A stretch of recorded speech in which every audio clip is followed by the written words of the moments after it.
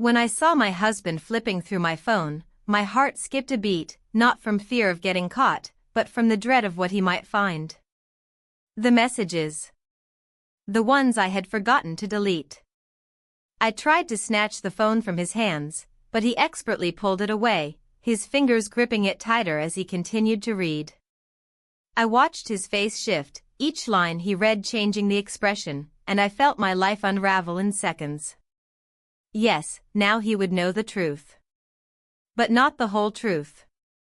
His hands trembled as he flipped further, and I knew he was about to reach the message that would destroy everything, the one that would either put a definitive end to this mess or tie everything up in knots, leaving even more confusion. Suddenly, my phone vibrated in his hands, a new notification lighting up the screen. I saw his face drain of color as he read the sender's name. He froze. His eyes stopped blinking, his breath catching in his chest. I bit the inside of my cheek, a nervous habit, trying to quell the rush of panic flooding my veins.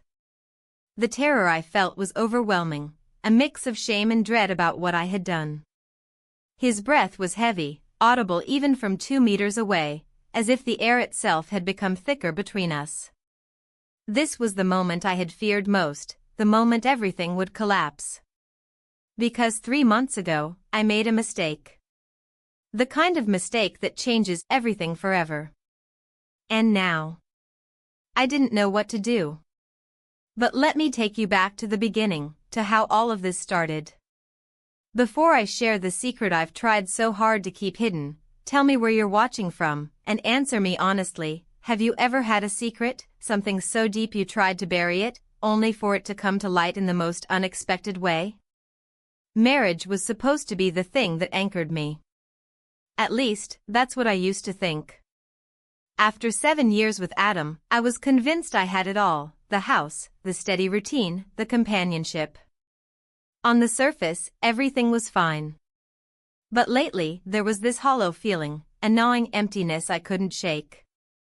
I don't think he noticed, or maybe he did, but he didn't know what to say. Our conversations had become mechanical. The small talk, the day-to-day exchanges, it was as if we had become strangers, living parallel lives under one roof. I'm not saying our marriage was bad. It wasn't. We still had our moments, those rare, fleeting moments where we'd laugh together or share a quiet evening. But I craved more. More than what our life had become. And as time passed, I began to notice the small things, the subtle changes that made me question everything. I wanted to feel alive again. To feel wanted.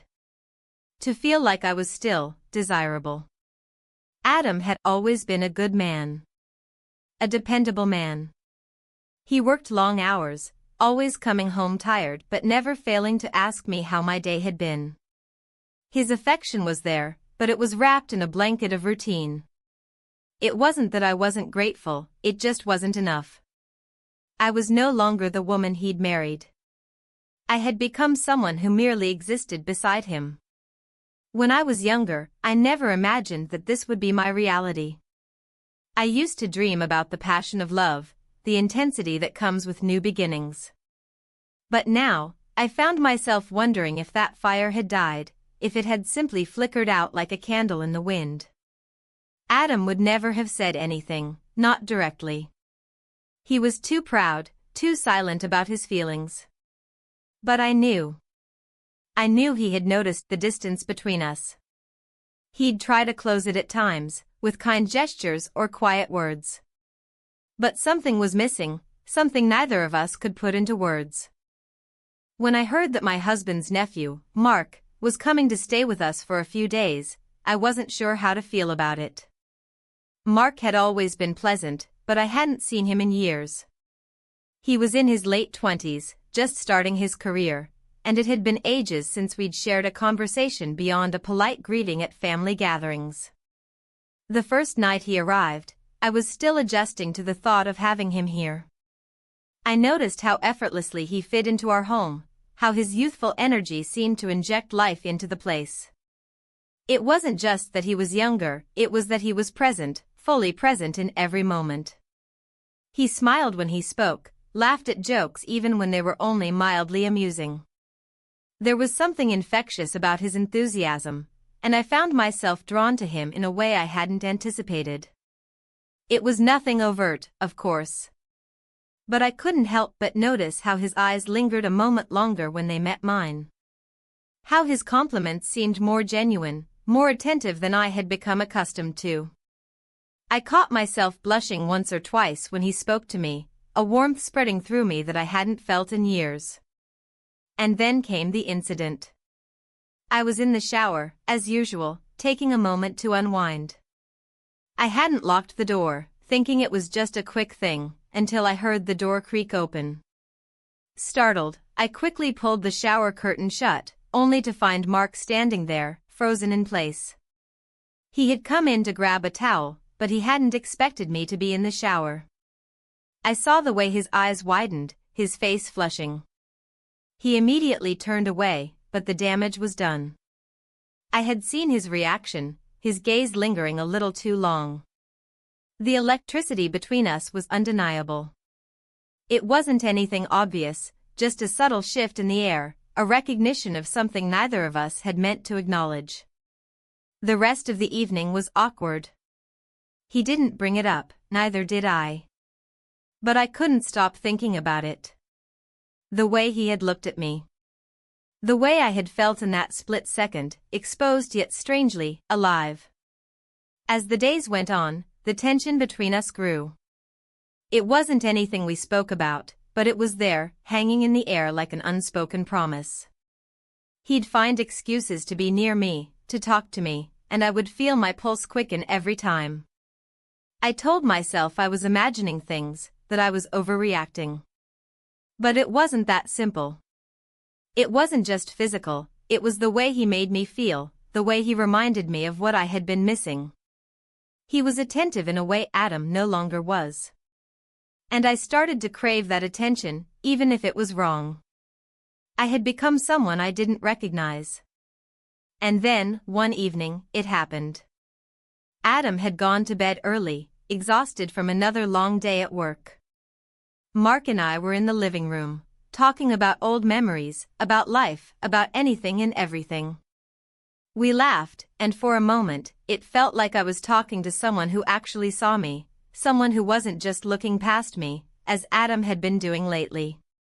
That's when it happened. That moment where everything shifted. Without thinking, we leaned in, and we kissed. It was brief, a fleeting thing, but it was enough to change everything. I pulled back immediately, my heart racing. He was breathing just as heavily as I was. His eyes searched mine, as if looking for some sign that this wasn't a mistake, that this wasn't crossing a line that could never be uncrossed. And for a moment, I didn't know what to think. I didn't know what to feel. But I knew one thing for sure, I had just made a choice that would destroy everything I had. I could still feel the weight of his lips on mine, as if they were branded into my skin. The taste of his kiss lingered, and it wasn't just the physical sensation, it was the way it had made me feel alive in a way I hadn't experienced in years. I pulled back, my heart hammering in my chest, and I could see the confusion in Mark's eyes. He was just as startled as I was, but there was something else there too, an undeniable yearning, something raw and unspoken that had been building between us. For a long moment, neither of us moved. The air was thick with tension, a heavy, almost suffocating silence. My mind was spinning. I didn't know what to think, what to do. I had crossed a line I hadn't even realized was there, and now there was no way back. The rational part of me screamed at me to stop, to push him away, to remember who I was and what I had. But the other part of me, the part that had been buried beneath the weight of routine, of years spent in a marriage that had lost its spark, was telling me to embrace it, to let go and feel something, anything.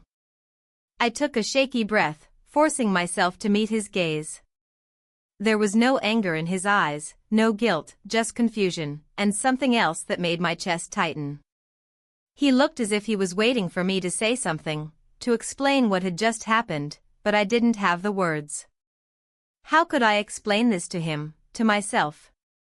It was so much more than just a kiss. It was a recognition of a need I had buried deep inside for so long. "I'm sorry," I finally whispered, my voice barely audible. My words hung in the air, thick with regret and uncertainty. Mark didn't say anything at first. He just stood there, his eyes still locked on mine. I saw his lips move as if he was about to speak, but no sound came out. The awkwardness between us was unbearable, like a cloud hanging over the room, waiting to burst. "I didn't mean to," I began, but he cut me off. "You didn't mean to," he repeated, his voice a mix of confusion and something else, something I couldn't quite place. "Or maybe you did."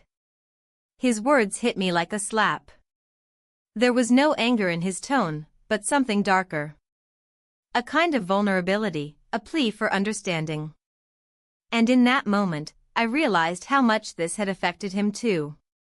It wasn't just me, lost in my own guilt and confusion, he was struggling with this too.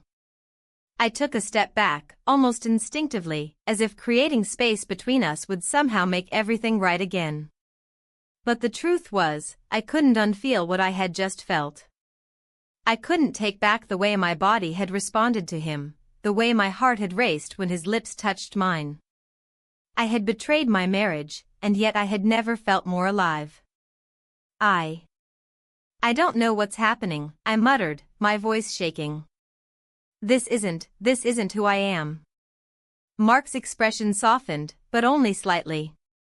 There was no judgment in his eyes, only understanding, as if he knew exactly what I was going through. "Maybe it's who you've been wanting to be," he said quietly, his voice soft but firm. "Maybe it's what you've been missing." His words stung, but they were true, weren't they? I had been missing something, hadn't I? For so long, I had ignored the empty spaces in my life, telling myself that everything was fine, that I was fine. But I wasn't fine. I had been starving for connection, for intimacy, for something real. And now, in the most unexpected way, I had found it. But at what cost? "I didn't mean for this to happen," I said again, my voice barely above a whisper. I felt a tear slip down my cheek, and I quickly wiped it away, angry at myself for showing weakness. Mark didn't move. He didn't reach out to comfort me, which, in a strange way, made me feel even more exposed. He was waiting, watching me, as if giving me the space to decide what to do next. I didn't know what to do. I wanted to scream, to run away from everything, to pretend this had never happened. But I knew it wasn't that simple. I had crossed a line, and now I had to live with the consequences.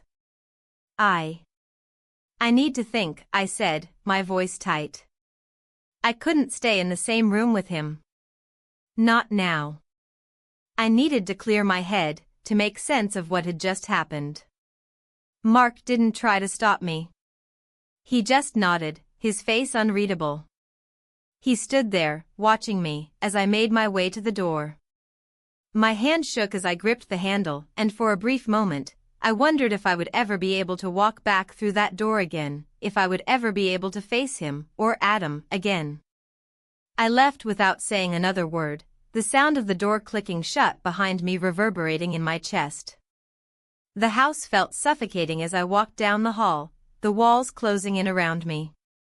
I needed space, I needed air, I needed to breathe. I went outside, stepping into the cool night air. It was a relief, a brief escape from the chaos that was swirling inside me. The night was quiet, peaceful even, but I couldn't quiet the storm in my mind. What had I done? What did it mean?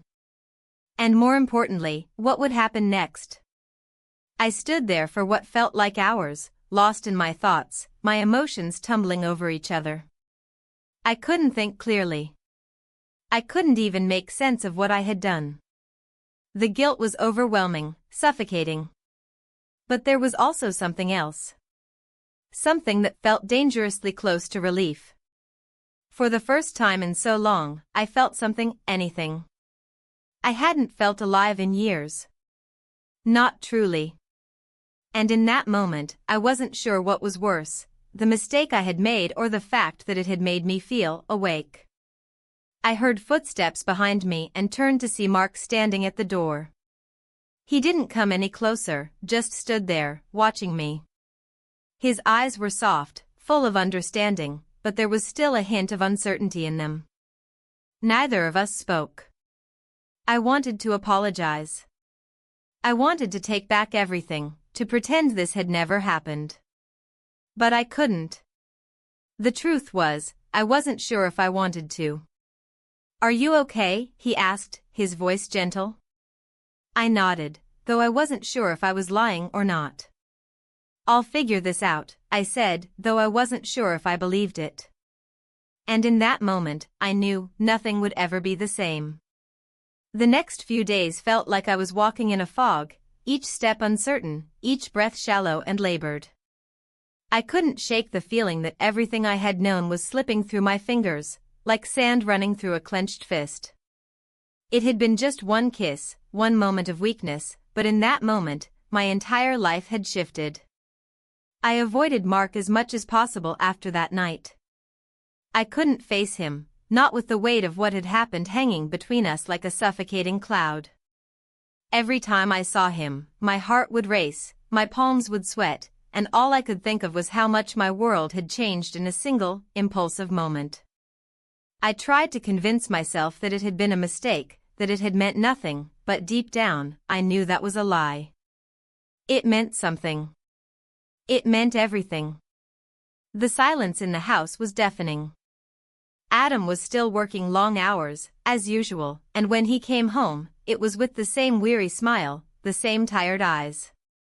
He didn't suspect anything. He couldn't. How could he? He had no idea that his wife was drowning in guilt, that every moment with him felt like I was betraying him. I felt like a stranger in my own life, caught between the life I had built and the life I didn't know how to walk away from. Every time Adam would try to engage me in conversation, I found myself zoning out, thinking about what had happened with Mark. The sound of his voice felt distant, as if it were coming from somewhere far away, like I was watching myself from the outside. I knew he sensed the distance between us, but he never questioned it. It was like we were both living in a world of unspoken truths, each of us pretending not to see the cracks in the foundation of our marriage. I couldn't even look at him the same way anymore. There was this deep sense of shame that settled in my chest every time I saw his face. He was kind, he was loving, and yet all I could think about was how long it had been since we had truly connected. How long it had been since we had shared something real, something that wasn't buried under the weight of routine. The mornings were the worst.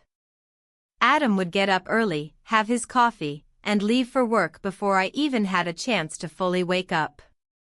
He would kiss me on the cheek, tell me he loved me, and I would mumble something back, but I didn't feel it.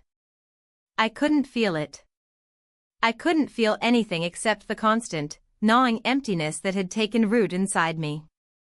It wasn't that Adam wasn't trying. He was. But he didn't see me. Not really. He saw the woman he had married, the woman who cooked his meals, who kept the house in order, who smiled at the right times and said the right things. But he didn't see the woman who was slowly dying inside, the woman who was desperate to feel something again, to be seen, to be wanted. And then there was Mark. I couldn't stop thinking about him. Not just about the kiss, but about everything else. The way he had looked at me that night, the way his eyes had softened when he spoke to me, the way he made me feel like I mattered. I didn't think I had ever realized how starved I was for attention, for intimacy, for someone to really see me. I had always prided myself on being strong, on holding everything together. I had spent years building a life with Adam, and I had always convinced myself that I was happy. But now, I saw the truth. I was starving for something I couldn't name. And Mark, his attention, his presence, had filled that void, even if just for a brief moment. The guilt was overwhelming. It gnawed at me every day, a constant presence in the back of my mind. I couldn't stop thinking about what I had done, about how I had betrayed Adam, about how I had let myself get caught up in something so dangerous. But there was also a part of me that didn't want to let go of it, that didn't want to stop feeling what I had felt when Mark had kissed me. The more I tried to push it away, the more I realized how deeply it had affected me. I couldn't just forget it. I couldn't pretend it hadn't happened. And that terrified me.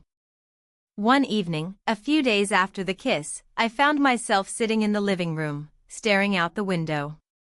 The house was quiet, the only sound the faint hum of the refrigerator and the ticking of the clock on the wall. I had been waiting for Adam to come home, but he was running late again. I glanced at the clock, it was already past 8. He would be home soon, but for some reason, I didn't feel like talking to him.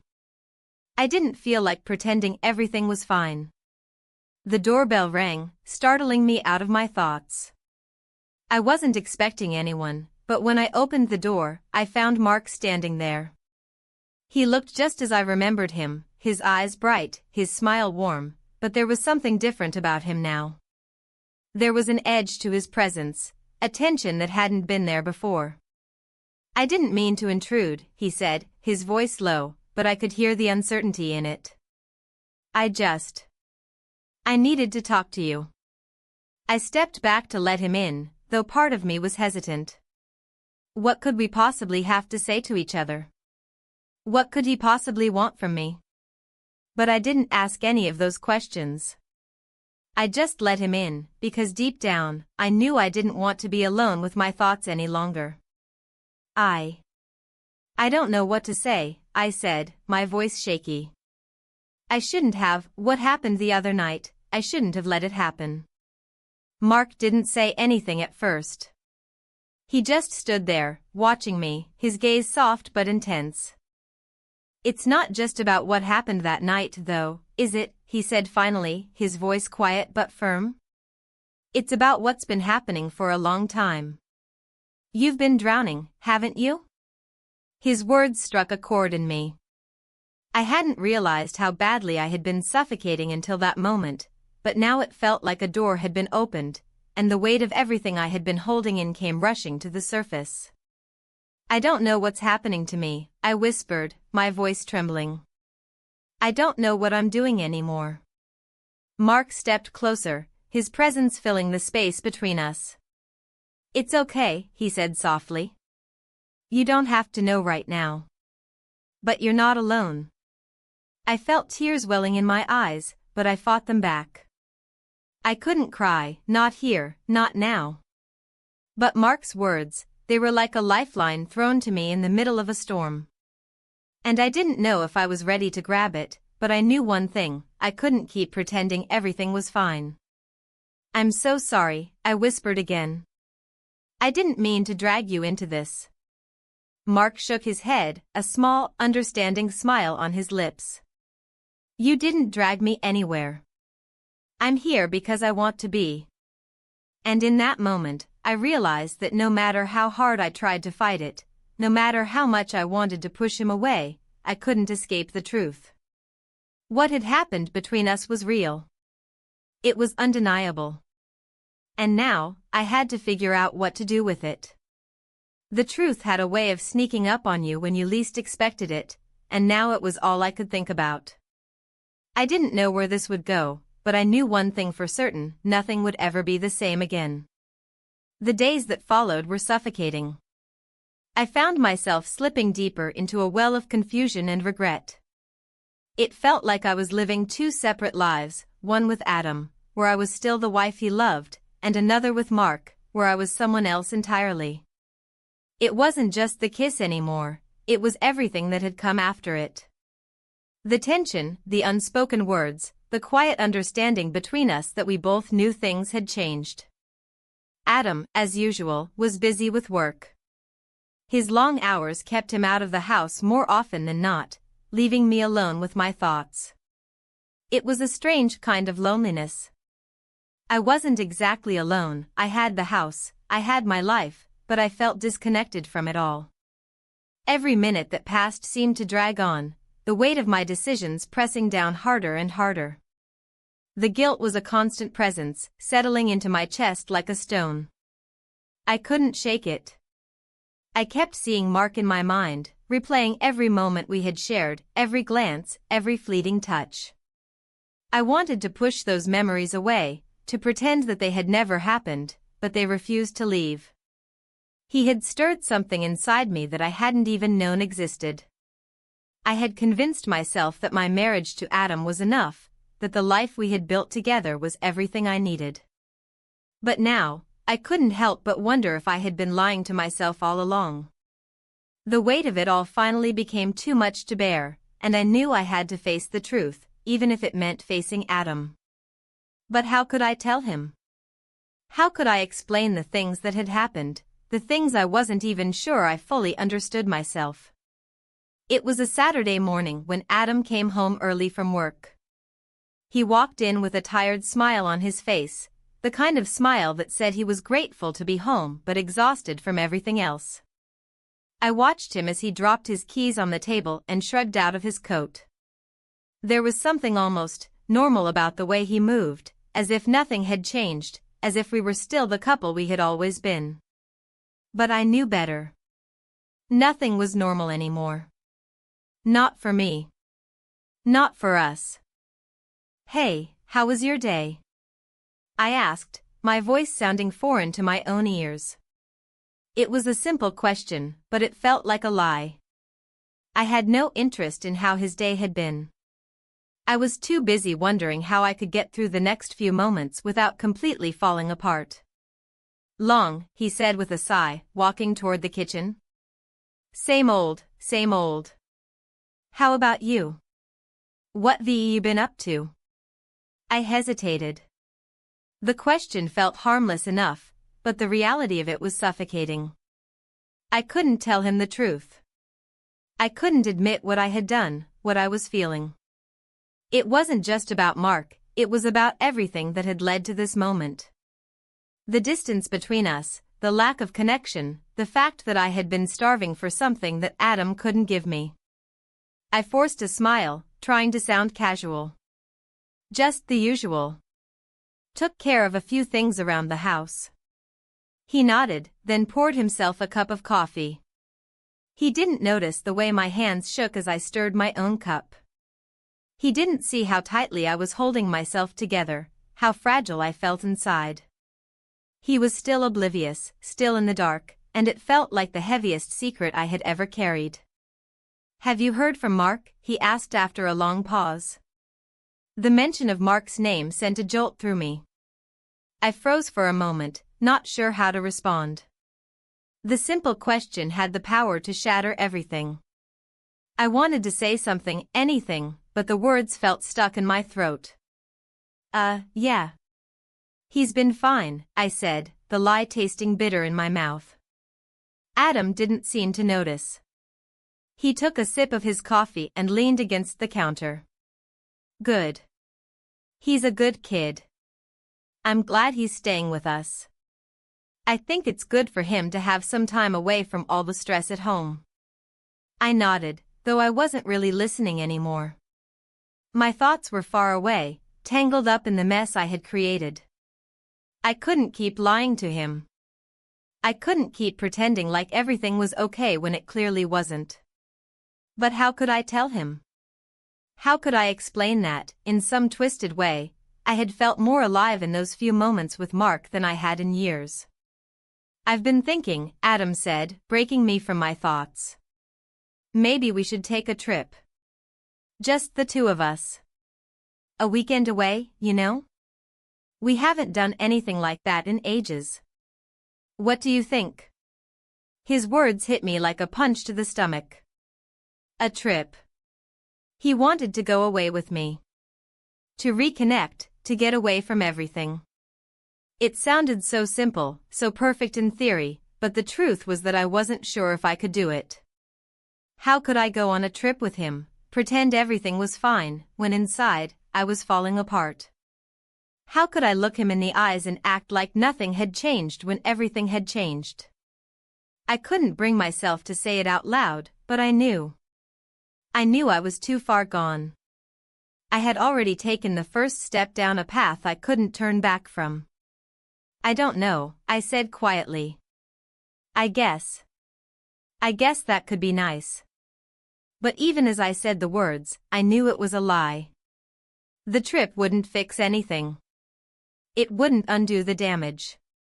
It wouldn't erase the kiss, the guilt, or the distance that had already taken root between us. I couldn't tell him. Not yet. Not when I was so unsure of everything myself. The truth was too complicated, too painful. I wasn't ready to face it, not when I didn't even know what I wanted. But I knew that sooner or later, I would have to. The weight of my secret would crush me if I didn't. Okay, well, let's talk about it more later, Adam said, oblivious to the turmoil brewing inside me. I think it'd be good for us. Yeah, sure, I replied, my voice distant. He didn't notice. He never did. And in that moment, I realized something I hadn't fully admitted to myself before. I was already on the edge. I had already stepped into a world of uncertainty, and there was no going back. Whether I went on that trip with Adam or not, nothing would be the same. It had all changed in an instant, and I was no longer sure who I was, or who I wanted to be. The days stretched on, each one feeling heavier than the last. I avoided Mark, but his presence lingered in every corner of my mind. I couldn't escape it, not completely. And yet, I couldn't tell Adam the truth. I couldn't bring myself to destroy everything we had built. But I knew, deep down, that if I didn't, it would destroy me. I didn't know how much longer I could live this lie. But I also didn't know how to stop. The morning sunlight filtered through the half-closed blinds in the kitchen, casting long, diagonal lines across the floor. I sat alone at the table, staring at the untouched cup of coffee in front of me. It had long since gone cold. My thoughts were tangled, spinning in loops I couldn't untangle, and the silence of the house only made them louder. I had grown so used to the quiet, but now it echoed with the sound of everything I had left unsaid. Mark hadn't come by the last few days. He had texted once, just a short message asking if I was okay. I hadn't replied. I didn't know how to. Any answer I could give would only make things worse, or harder, or more confusing. And I was already too deep in confusion to handle more. Adam had left early again for work. He was trying, in his way. Since suggesting the trip, he had been more attentive. He brought home flowers once, small white daisies that looked slightly wilted from the drive. He'd made a joke about not knowing what he was doing, but the gesture was sincere. I thanked him, smiled, placed them in a vase on the kitchen windowsill, and then went upstairs and cried silently in the bathroom. I didn't know if it was out of guilt or grief. I kept telling myself I hadn't technically done anything beyond the kiss. That I hadn't betrayed him completely. But the truth was, betrayal doesn't always need a body. Sometimes a single thought is enough. A longing. A secret. A moment. And mine had already happened. That afternoon, I decided to take a walk. I needed air, movement, something that could jolt me out of the haze I'd been drifting through. I wrapped myself in a coat, pulled my hair into a loose bun, and left the house without a plan. The streets were quiet, the neighborhood still. The autumn wind had a bite to it, and fallen leaves crunched under my feet with every step. Without realizing where I was going, I ended up near the small park a few blocks from our house. It wasn't a special place, just a swing set, a few benches, and a walking path, but something about its stillness drew me in. I sat on one of the empty benches, watching a young mother chase her toddler across the grass. The child was giggling, squealing with joy, and the woman's face was flushed with effort and amusement. I wondered if she ever felt like me. If, years from now, she'd sit where I was, wondering where the joy had gone, questioning choices she'd made, aching for something she couldn't name. Or maybe she wouldn't. Maybe she would always be fulfilled in a way I no longer was. I didn't know. As I sat there, lost in thought, I heard someone approaching from behind. I didn't turn right away. But I knew who it was before he said anything. I was hoping I'd see you today. Mark's voice was soft, almost hesitant. He stopped a few feet from the bench, waiting for some kind of signal from me, an invitation or a dismissal. I didn't give him either. I just sat there, still, watching the wind stir the leaves on the path. Finally, I glanced at him. He looked tired, like he hadn't slept well. His hands were buried in his coat pockets, and he shifted his weight from one foot to the other, unsure. I didn't come to make things harder, he said. I wanted to see how you were. I nodded slowly, not trusting myself to speak. Emotions surged up again, guilt, longing, resentment, confusion, all tangled into a knot that pressed against my chest. He sat down next to me, leaving a respectful distance between us. We stared ahead in silence, the only sound the occasional rustle of leaves and distant hum of traffic. It was a strange comfort, his presence. Painful, but real. I didn't mean for any of this to happen, I said finally, my voice low. I didn't plan it. I never thought, I trailed off, unsure how to finish the thought. I know, he said. Neither did I. We both knew we were speaking in half-truths. Maybe we hadn't planned it, but something had been simmering long before the kiss. Something unspoken, quietly growing in the background, waiting for the right moment to break through. That moment had come and gone, and now we were both left picking up the pieces. I'm not proud of what I did, I continued. I love my husband. Or at least, I did. I think I still do. But I don't know what's happening to me. I feel like I'm unraveling. Mark turned his head slightly to look at me, his expression unreadable. You're not unraveling. You're waking up. The words struck me harder than I expected. Waking up. It sounded poetic, almost beautiful, but it didn't feel that way. It felt like drowning and breathing at the same time. Like part of me was fighting to stay the same, and another part was desperate to become someone new. I closed my eyes, the wind stinging my skin. I can't do this, I whispered. I can't keep living like this, caught between two versions of myself. Then don't, he said. Choose one. Or make a new one. It sounded so simple when he said it. As if I could just peel off the layers and become someone different. But it wasn't that easy. There were consequences. There were people who would get hurt. I opened my eyes and turned to face him fully for the first time. You're part of the reason I'm so lost, you know. You made me remember things I tried to forget. You made me feel again. Mark didn't flinch. He held my gaze, steady and calm. I know. And I'm not sorry. Neither of us said anything after that. We sat in silence for a long while, the kind of silence that doesn't need to be filled. And then, without warning, it happened again. We kissed. It was brief, just like the first time. Soft. Quiet. No words.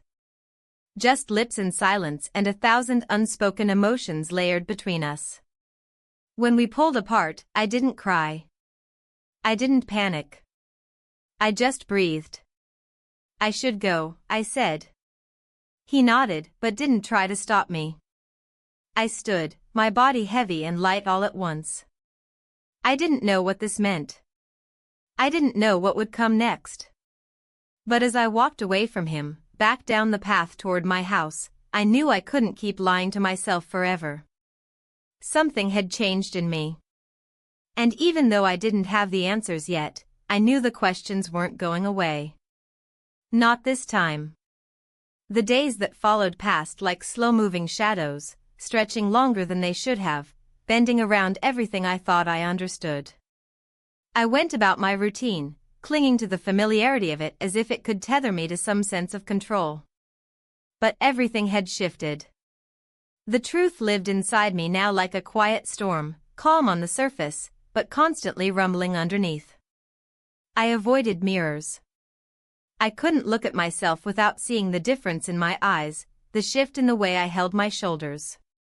I still moved through the house, cleaned the kitchen, folded laundry, answered calls, made dinner. But none of it felt real anymore. It was like I was playing the role of someone I used to be, someone I had memorized long ago but could no longer relate to. Adam noticed, I was sure of it. He wasn't oblivious, not in the way I once believed. He didn't press, though. He kept offering small gestures, a hand on my back, a compliment when I dressed for the day, his idea for that weekend trip lingering in the air like a question I still hadn't answered. I could tell he was trying to reach for something between us. But I couldn't tell him I didn't know if I could reach back. I didn't hear from Mark again, and in a way, I was relieved. The second kiss had confirmed what I already knew, this wasn't just a moment of weakness. It was a thread unraveling everything I had built. I needed space to think, to understand what had happened to me. But space didn't help. It only magnified the void. One night, after Adam had gone to bed, I sat alone in the living room with the lights low and the television off. The house was silent, save for the occasional creak of the floor or the hum of the refrigerator in the next room. I stared at the small vase on the coffee table. The daisies Adam had brought home were now wilted, their petals curling inward, stems bent like they had given up. I hadn't had the heart to throw them away. I picked one up, gently running my fingers over the brittle edge of a petal, thinking about how things fade so quietly. Love, trust, intimacy.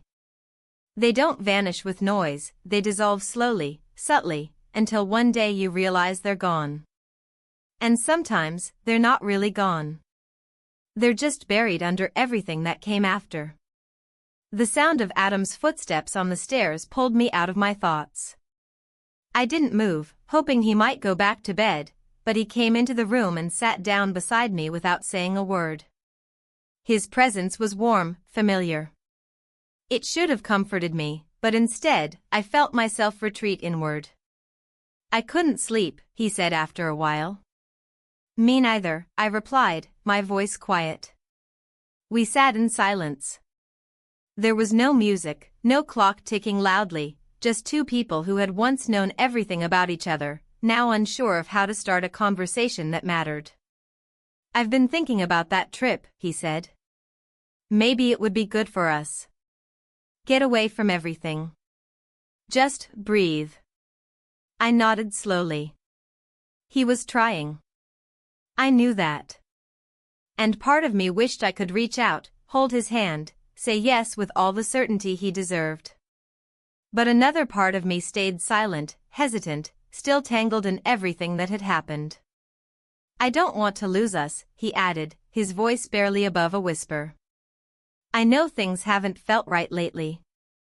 And maybe I've been part of the reason for that. But I love you. I always have. I looked at him, really looked. His face was softer than I remembered, older too.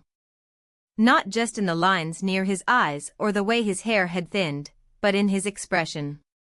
It was vulnerable, sincere. And it hurt to see that kind of honesty when I felt so far from deserving it. I don't know what's wrong with me, I said, the words spilling out before I could stop them. I feel like I'm disappearing, like I've become someone else and I don't know how to find my way back. He reached for my hand, and I let him take it, though the touch made my throat tighten. You're still here, he said. You're still you. But he didn't know. He couldn't know how deeply I had wandered from the person he believed in. When he finally went back to bed, I stayed behind, sitting alone in the dim glow of the living room.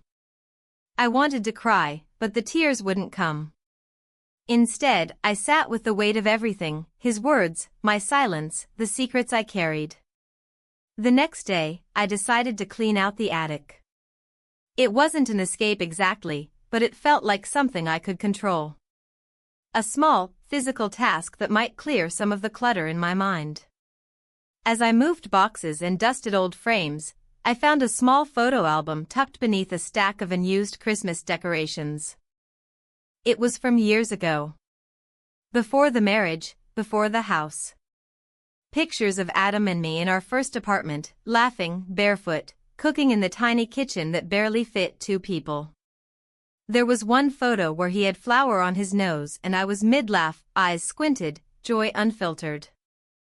I traced the image with my finger and felt something sharp in my chest. We had been happy once. Not perfect, not extraordinary, but real. That version of us had existed, and somewhere along the way, we had lost it. Not in a dramatic fall, but in a quiet forgetting. I closed the album and sat back, my knees aching from crouching on the attic floor.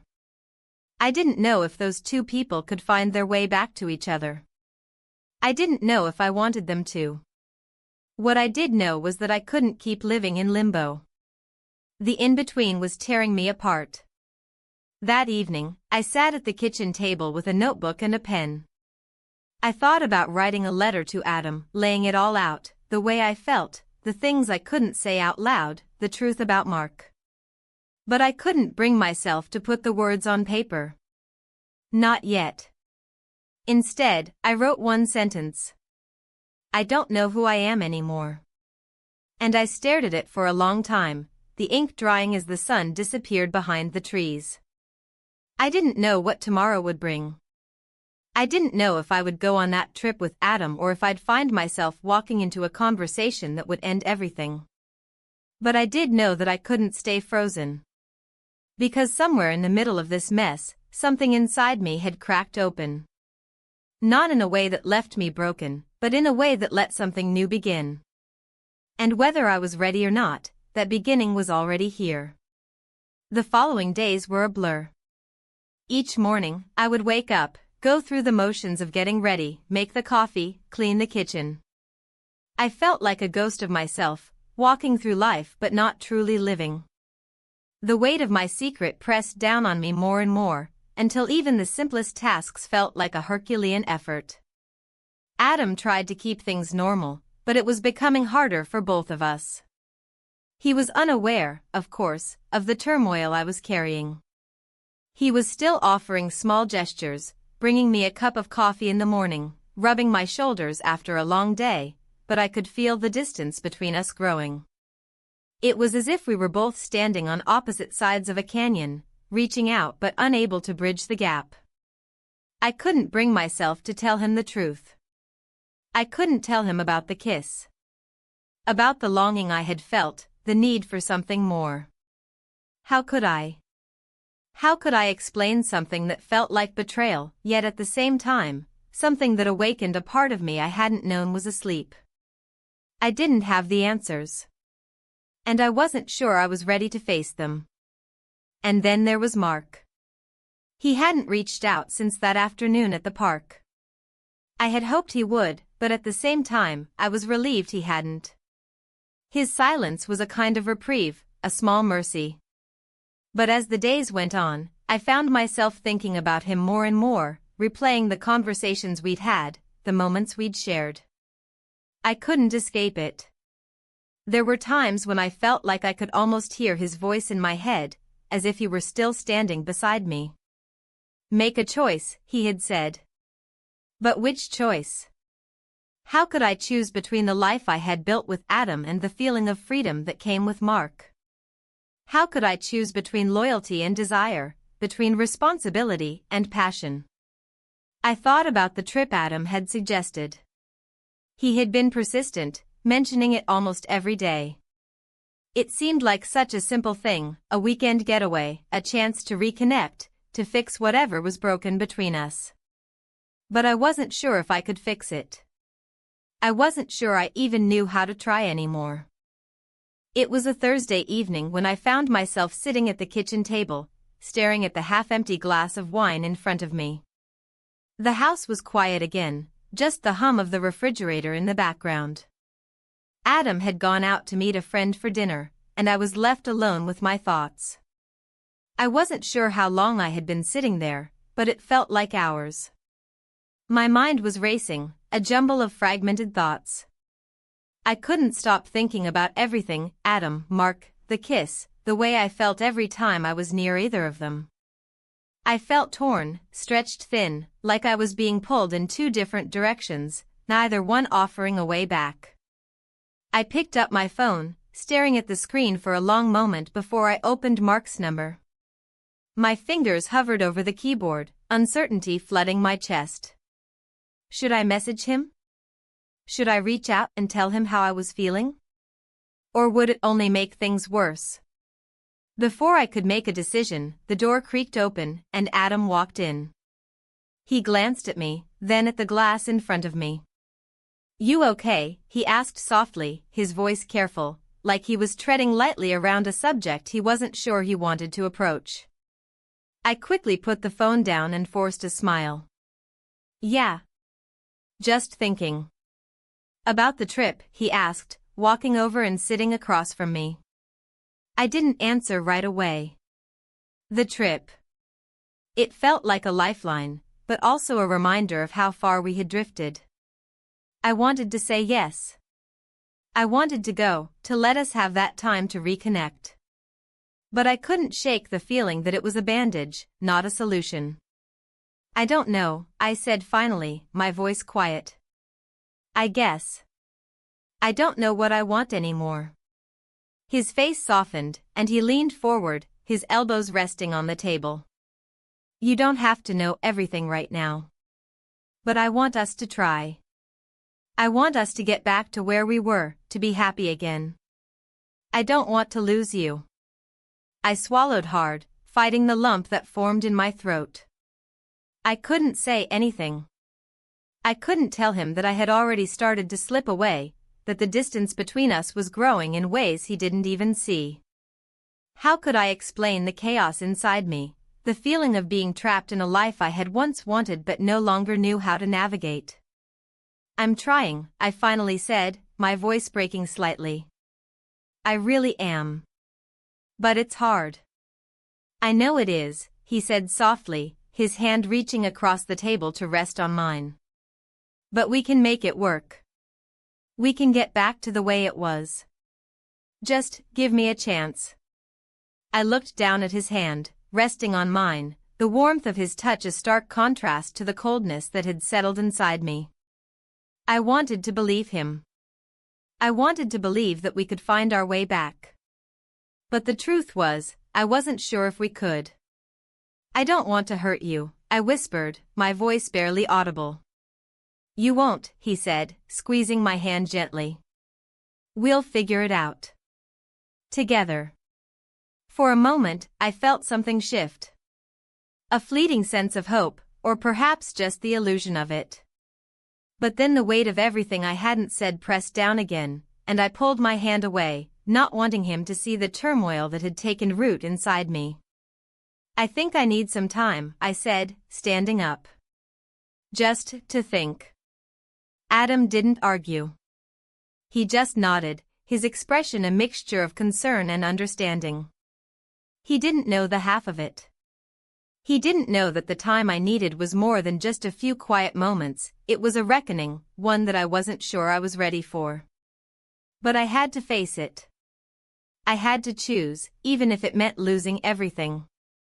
I walked upstairs, my heart pounding in my chest. I didn't know what I was going to do. But I knew one thing for sure: I couldn't keep pretending. I couldn't keep living in this place of half-truths, of pretending that everything was fine when it was falling apart. And so, I sat in the quiet of my room, surrounded by the stillness of the house, and for the first time in a long while I allowed myself to truly feel. The fear. The guilt. The longing. The confusion. And deep down, I knew that no matter what happened next, nothing would ever be the same. The next morning, I woke up with a sense of inevitability hanging over me. I couldn't escape it anymore. the weight of everything I had kept hidden, everything that had built up inside me over the past few weeks. It was there when I opened my eyes, thick in the air like a storm waiting to break. And no matter how much I tried to push it away, I knew the time had come to face it. I took a deep breath, sitting up in bed, and stared out the window. The sky was overcast, heavy with clouds, as though the weather itself understood the burden I was carrying. I had always thought that life, at least my life, was a simple story. You wake up, you go about your day, and the people you love stay with you, safe and constant. But somewhere along the line, I had lost the simplicity of that narrative. Now, there was only confusion, choices I didn't want to make, and a fear of losing everything I had ever known. I got up and went through the motions of starting my day, showering, getting dressed, making breakfast. But each movement felt automatic, like I was on autopilot. My mind was elsewhere, swirling with questions and doubts I didn't have answers to. Should I tell Adam? Should I keep pretending everything was okay? Was I too far gone to fix things, or was there still a chance for us? I didn't know anymore. By the time I had finished my coffee, Adam was already up, dressed, and standing in the kitchen, looking at his phone. He didn't notice me at first, absorbed in whatever message he was reading. It was strange, the way he seemed so comfortable in his own life while mine felt like it was falling apart. "Morning," I said quietly, my voice sounding different than it had just days ago. "Hollow, almost." He glanced up, smiling, but it didn't reach his eyes. His smile was tired, strained, and I wondered if he could sense the distance between us. If he could feel the walls I had put up without even realizing it. "Hey," he replied, putting his phone down on the counter. "How'd you sleep?" I shrugged, pretending to give the question more thought than it deserved. "Okay." He nodded, but there was something in his eyes, something that told me he wasn't convinced. He reached for his cup of coffee and took a sip, eyes still on me. "You're still thinking about the trip, huh?" I nodded slowly, not trusting myself to speak the truth. I didn't know if I wanted to go on that trip anymore. I didn't know if I could stand being with him, pretending things were fine, when everything inside me felt so broken. "I don't know if it's the right time," I said finally, forcing the words out. I don't think I'm ready yet." His expression faltered for a second, but he quickly masked it with another smile. "That's okay. We'll figure it out when the time's right." I wanted to tell him everything then, to spill out the truth, to tell him about the kiss, about Mark, about how lost I felt. But the words wouldn't come. Instead, I just nodded, swallowed down the lump in my throat, and reached for the bread to toast. The silence between us grew thicker. Adam moved about the kitchen, making small, meaningless movements, getting his lunch together, tying his shoes. I stood there, still, feeling like I was waiting for something that would never arrive. I didn't know if it was the truth I was waiting for, or if I was just waiting for this silence to swallow me whole. Finally, Adam spoke again, his voice softer than before. "You know, I've been thinking," he said, his gaze lowering to the floor. "We've been, not the same, lately. I know it's been hard. But I want to try harder. I want to make this work. If you're willing to. If we're both willing." His words struck me with a force I didn't expect. Not because they were surprising, but because they were exactly what I had been avoiding, what I had been running from. He was trying so hard to hold on to something that I wasn't sure I could save anymore. I had been lying to him, and now he was giving me a way out, offering to fix something that might not be fixable. But could we really fix it? Or was it too late? I looked at him, seeing the tiredness in his face, the exhaustion in the way he held his shoulders. He had no idea what I had done, or how far I had gone from him already. How could I tell him that? How could I admit that everything I was holding inside was a lie, a facade, a thing that would ultimately destroy us? I don't know, I said finally, my voice barely a whisper. I want to try too, but I don't know how.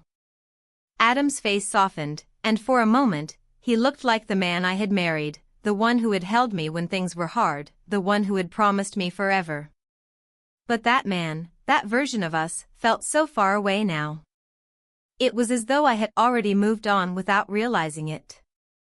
You don't have to have all the answers, he said quietly. We'll figure it out together. Just, don't shut me out. I wanted to believe him. I wanted to believe that we could fix this, that everything wasn't already broken beyond repair. But I couldn't stop thinking about what had happened with Mark. I couldn't stop thinking about how alive I had felt, how in control I had been in those moments of chaos. And it terrified me. Because if I couldn't tell Adam the truth, if I couldn't face what I had done, how could I ever look at him the same way again? I didn't respond. Instead, I finished my toast, the silence stretching between us like an insurmountable gap. I could hear Adam's breath, steady and rhythmic, but it only made the quiet louder. It made the distance feel farther. Eventually, he stood up and kissed me on the cheek, a soft peck that should have been comforting but only made me feel colder. I'll be home later. Let's talk tonight, okay? I nodded, even though I knew I wasn't ready to talk. Not yet. Not about the things that mattered. I wasn't sure when I would be ready, or if I ever would be. All I knew was that there was a part of me, buried deep inside, that was still clinging to the life I had with Adam. But there was also another part of me, one that was just starting to understand that some things can't be fixed, no matter how hard you try. I didn't know where that left us. But I couldn't pretend everything was fine anymore. Not when I knew the truth. And the truth, no matter how much I tried to run from it, was that I was already slipping away. After Adam left, I stood in the kitchen for a long time, staring at the empty cup on the counter. The house was silent again, and for the first time in a long while, I let myself feel everything that had been building up inside me, the guilt, the confusion, the loneliness. I didn't have any answers, and I didn't know what the future would hold, but I knew one thing for sure, I couldn't keep living in this limbo. The silence, the pretending, the weight of my choices, it was all too much. And at some point, I would have to face it. All of it. Even if it meant losing everything. The silence between Adam and me was becoming unbearable. I could feel it in the air, thick and suffocating, wrapping itself around every word we didn't say. Every gesture we made felt like it was coming from a place of duty, not desire. It was as if we were both pretending to be people we weren't anymore, acting out a script we had long since forgotten. I spent the next few days wrapped up in a haze of indecision. The distance between us had grown, and no matter how hard I tried to force some kind of connection, it felt impossible. Adam continued to make small efforts, trying to surprise me with things he thought I might like, asking if I was feeling okay, offering to help with things around the house. But each time, I felt like I was sinking further into myself. How could I let him keep trying when I wasn't even sure I wanted to try anymore? How could I continue to live this lie when the truth was eating away at me? There was a gnawing sense of guilt that I couldn't escape. Guilt over Mark, guilt over the way I had let this all happen. I had betrayed Adam, yes, but I had also betrayed myself. I had let my own desires, my own loneliness, lead me into something that felt impossible to undo. And now, every time I looked at Adam, I couldn't shake the feeling that I was deceiving him, that I was wearing a mask I no longer recognized. I couldn't keep pretending. But the alternative was just as terrifying. What would happen if I told him the truth? Could we survive it? Or would it tear us apart for good? I didn't know. I wasn't sure I was ready to find out. By the time Friday rolled around, I could feel the weight of the weekend trip looming over me. Adam had mentioned it again the night before, his voice hopeful, eager, like he truly believed it would fix everything. But how could it fix anything when I couldn't even face myself?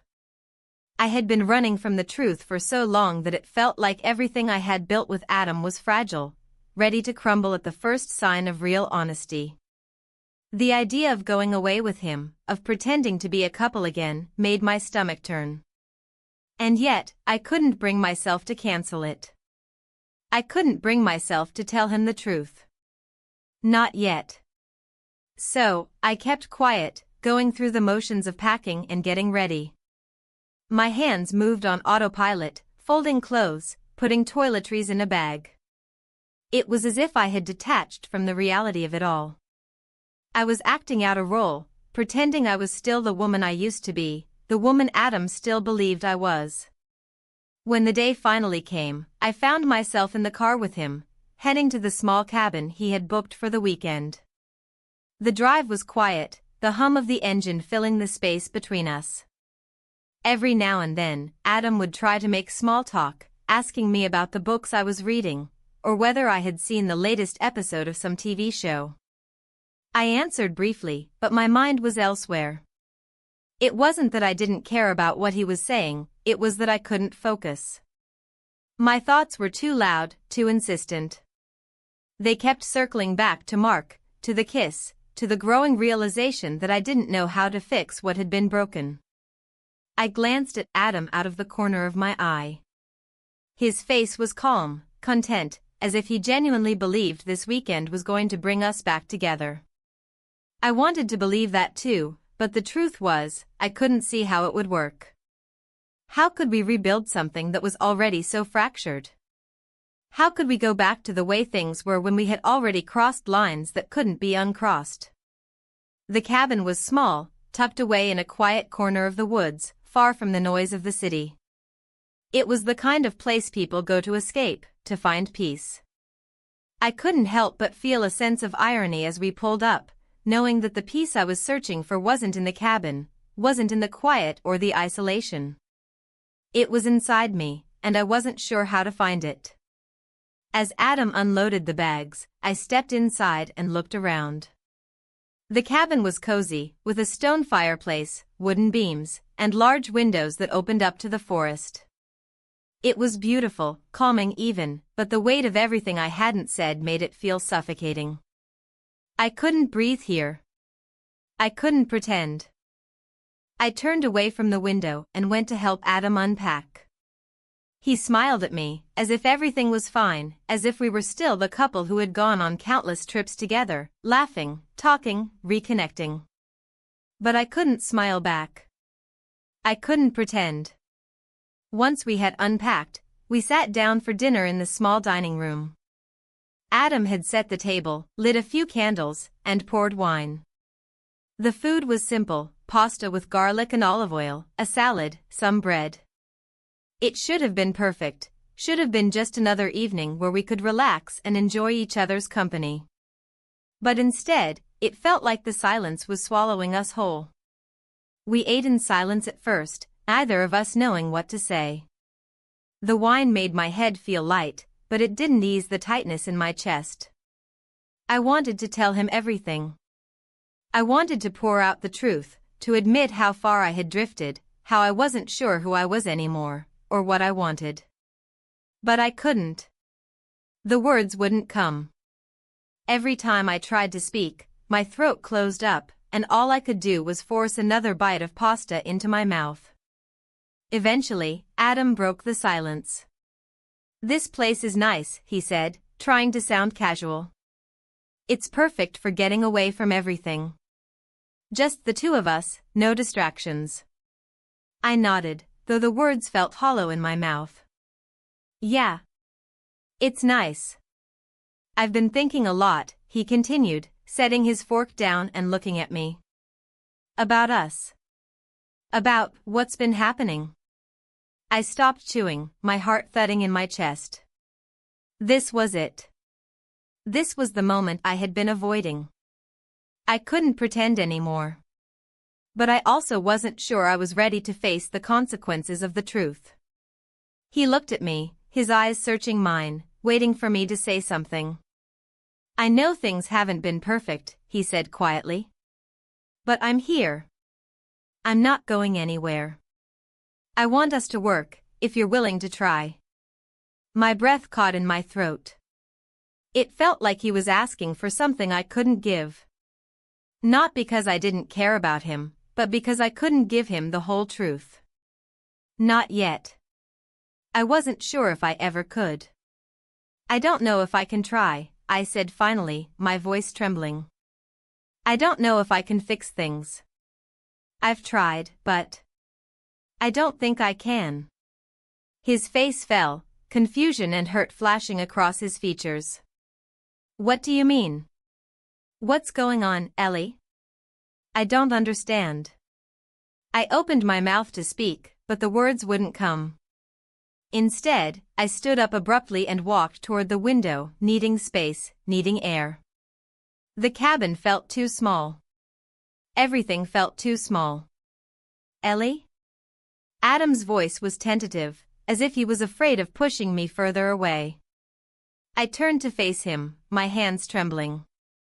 I don't know who I am anymore, I whispered. I don't know if I can be the person you want me to be. I'm sorry. For a long moment, neither of us said anything. The silence between us was deafening, heavy with everything I hadn't said and everything we had both avoided. I didn't know what was going to happen next. I didn't know if we could find our way back to each other. But I knew one thing, this wasn't the end. Not yet. I couldn't let it be. Adam stood up slowly, looking at me with something I couldn't quite name in his eyes. I'm not giving up on you, Ellie. I'm not giving up on us. But I wasn't sure anymore what us meant. And as I looked at him, standing there with his vulnerability laid bare, I realized that I had already made a choice. I just didn't know what it would cost. The next day, the air between Adam and I was thick with unspoken words. It wasn't like before, when we could slip back into our routine without a second thought. The silence we had shared over breakfast was different this time. There was no casual smile, no passing comment on the weather, nothing to fill the growing space between us. Instead, we both went through the motions, the tension in the room palpable, suffocating. I could feel every step I took, every breath I drew, as though they were magnified by the heaviness of what hung in the air. The house, once a place of warmth and familiarity, now felt foreign, like a place I no longer belonged. I stood by the window, watching the trees outside sway in the wind. It was strange how the world could look so normal, so calm, while mine felt like it was falling apart. How did I get here? How did we get here?